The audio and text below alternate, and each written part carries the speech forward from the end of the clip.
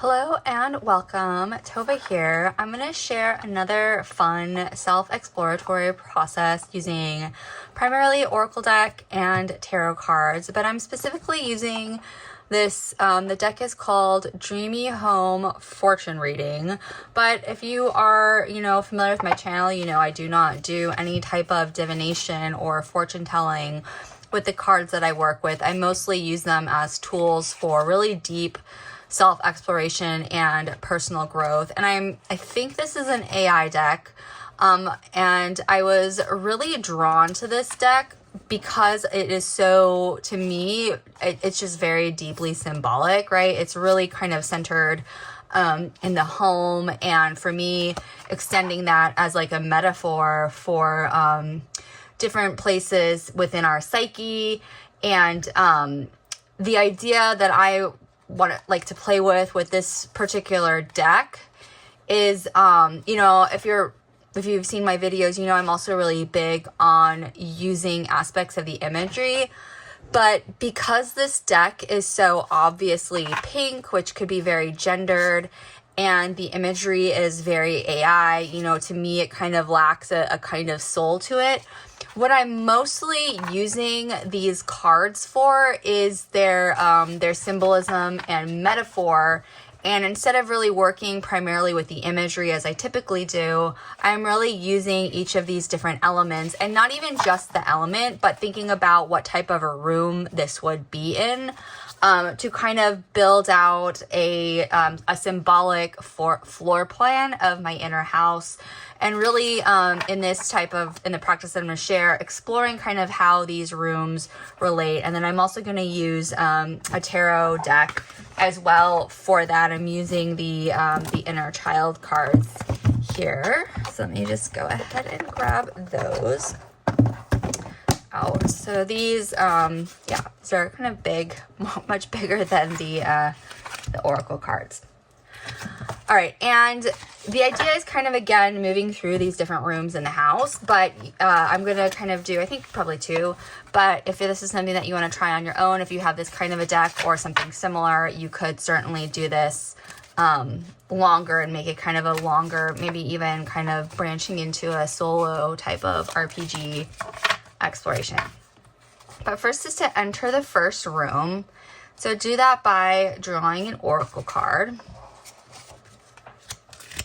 A coffee maker, perfectly fitting as the first one. And I say that because for me, I love having coffee in the morning. It's part of my morning ritual and routine. But in any case, imagine that this is in the first room, or maybe it's the first object that you encounter when entering this inner house today. And so it's an object, it's a coffee maker. So first kind of focusing and tuning into the type of space that it might belong to, right? So for me, it's kind of like the kitchen. It's kind of where my day is really starting to get started, right? And so then kind of bringing the metaphor more internal. So considering, maybe what part of your life might the object or the room that it's in represent, what tends to happen there. These cards also have keywords on them. There's also like a little affirmation, which I don't really work with that much, but, even kind of thinking about the keywords. So on here, it's awakening, energy, flow. And then kind of being more visually, like exploring it like in imagination. If you want to micro journal, a prompt is kind of like sentence completion. Thinking about stepping into this room, I notice, and like, what do you notice, right? This coffee maker, wherever it is, and thinking about the atmosphere. So again, these are kind of brief, short prompts, 3 words to describe what the atmosphere would be in this room. So, and then maybe moving into another space. So I would just draw a second oracle card here to represent what space, what room I'm going to next explore in this house. Roller skates. So after pulling this second card, kind of again comparing or thinking about how these two rooms might relate. So do they support each other? Do they interrupt one another? The type of energy that you might have in this type of room versus in a room where there's roller skates.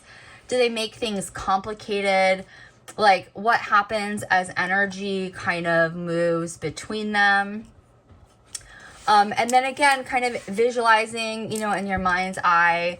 I like to use kind of like sentence completion. So maybe completing a sentence of moving from the first room into this one feels like what? What is it like to move from wherever the space with this coffee maker is into whatever the space is with the roller skates, right? Or the connection between these spaces seems like what, right? So kind of thinking a little bit about how these compare and contrast with one another. And then I probably should have chosen a smaller deck. These cards are like absolutely huge. The next step is, and then if you wanted to keep going with exploring different types of rooms and kind of moving between them, you can just keep drawing, you know, additional types of cards. And then you might even start to group them, right? So if you're kind of drawing this like light bulb, balloon, you know, I mean, a light bulb could really be anywhere. You could put this with the kitchen or the coffee maker, which to me seems like it's in the kitchen. Maybe there's like, this is a gift and there's balloons. So now maybe I'm thinking these are both in the same room, and really kind of starting to populate out this like inner house or this inner world. Okay, and then the tarot card I'm pulling to introduce a kind of energy. So the card represents like the energy moving through the house, or particularly moving between these rooms. So maybe it's like a mood or a pattern or a role that's currently like shaping these spaces, right? And you can, if you explore more different rooms, you can add, you know, more tarot cards. It's kind of open-ended in that way. All right, so I have this like Ace of Wands here. Put that right there. So once you have your tarot card, in this case, I have this Ace of Wands here. This like butterfly, little fairy creatures, very playful, kind of really very much kind of fits this playful vibe. Thinking about what kind of quality does this card bring to these rooms? Like, does it amplify the energy? Does it kind of challenge them? Does it balance them? And again, I'm not doing this in any kind of like deep way, but to me, this really kind of brings in this like playful kind of energy, I think, with the two little fairy creatures. Because this is an inner child type of deck, it's probably going to just have that more playful childhood energy, no matter like what card I draw. Like, yeah, of course, it's just kind of a very like whimsical kind of a deck.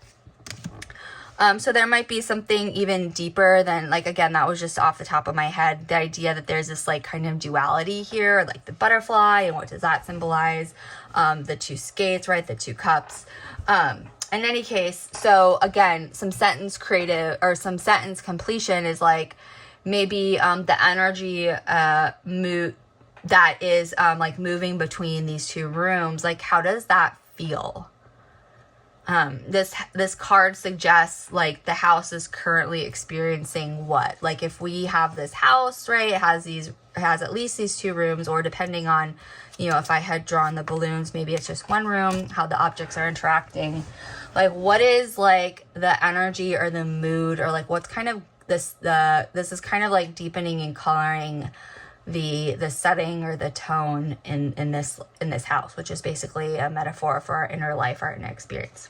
Okay, so then of course we've gone through this like creative, expansive self-exploration, and then the next step is like stepping back from it and kind of looking back at it, right? And kind of just letting these cards sit together and noticing what emerges, right? So thinking about what kind of patterns do you see across the spaces, or just the two spaces?